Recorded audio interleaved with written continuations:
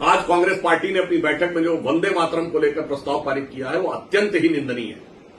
और इसके साथ साथ कांग्रेस पार्टी ने साबित कर दिया कि उनके लिए पार्टी देश से ऊपर है। इसलिए देश के संविधान के द्वारा प्रदत्त शक्ति के साथ संसद से पारित कानून से बड़ा है उनका कार्य समिति का प्रस्ताव। और वो भी कब? गुलामी के कालखंड की कार्य समिति 1937 का प्रस्ताव। और वो भी कौन सा प्रस्ताव? जो जिन्ना की मुस्लिम लीग के आगे पूरी तरीके से आत्मसमर्पण करके कांग्रेस ने किया था। अर्थात कांग्रेस ने यह भी साबित किया है कि वो अपने को संविधान से ऊपर, अपने को देश से ऊपर और अपने पार्टी के प्रस्ताव को संविधान के कानून से ऊपर मानती है। और उसके साथ अब इस अटकलों पर विराम लगा दिया है कांग्रेस ने कि वो अब आज की नई मुस्लिम लीग हो गई है। क्योंकि जो जिद मुस्लिम लीग की थी 1937 में वंदे मातरम को लेकर, वही जिद आज संसद से पारित कानून के बाद कांग्रेस पार्टी की है वंदे मातरम को लेकर। और मैं कांग्रेस पार्टी को यह भी और देश को याद दिलाना चाहता हूं कि ये जो इस कार्य समिति का उल्लेख उन्होंने किया है, ये 28 से 30 अक्टूबर 1937 को कलकत्ता में कांग्रेस वर्किंग कमेटी की मीटिंग में पारित हुआ था, जबकि उस समय कांग्रेस 1935 के गवर्नमेंट ऑफ इंडिया एक्ट के तहत ब्रिटिश सरकार के अधीन यूनियन जैक झंडे के नीचे ब्रिटिश क्राउन के प्रतिनिष्ठा की शपथ लेते हुए फरवरी 1937 में राज्यों में अपनी सरकार बना चुकी थी।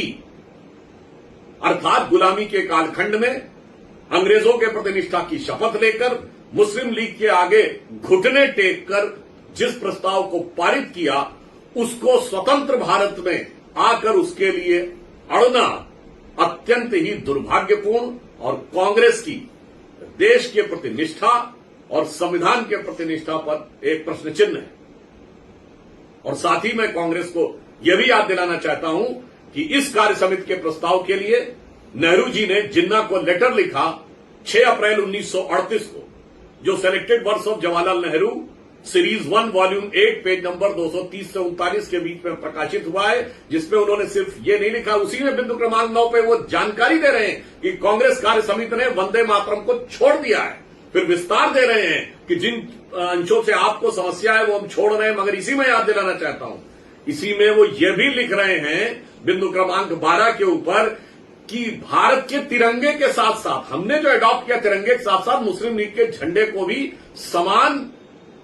सम्मान मिलना चाहिए। और इसी में बिंदु क्रमांक 7 पर नेहरू जी ये भी लिख रहे हैं मुस्लिम लीग के प्रति समर्पण करने की पराकाष्ठा है कि वो लिख रहे हैं कि सार्वजनिक रूप से काउ स्लॉटर यानी गो हत्या के लिए सार्वजनिक रूप से पूरी तरह अनुमति होगी। उन्होंने ये लिखा है कि मुस्लिमों के लिए सेपरेट इलेक्टोरेट होंगे, यानी ऐसे क्षेत्र होंगे जहां मुस्लिम ही चुनाव लड़ेगा और सिर्फ वही वोट करेगा। तो मुझे लगता है इतने शर्मनाक अध्याय को भूलने की बजाय, उसका सुधार करने की बजाय 21वीं सदी में उसे गले लगाकर अड़ना यह दर्शाता है कि आज कांग्रेस पार्टी की स्थिति, हम सिर्फ ये कह सकते हैं कि अब कोई संदेह नहीं है कि उनकी राष्ट्र के प्रति निष्ठा पूरी तरीके से संदिग्ध है, उनकी देशभक्ति पर प्रश्न चिन्ह है और स्वतंत्रता संग्राम के स्वयंभू एकमेव एक्सक्लूसिव कॉपीराइट होल्डर का दावा पूरी तरीके से उन्होंने तार तार कर दिया है।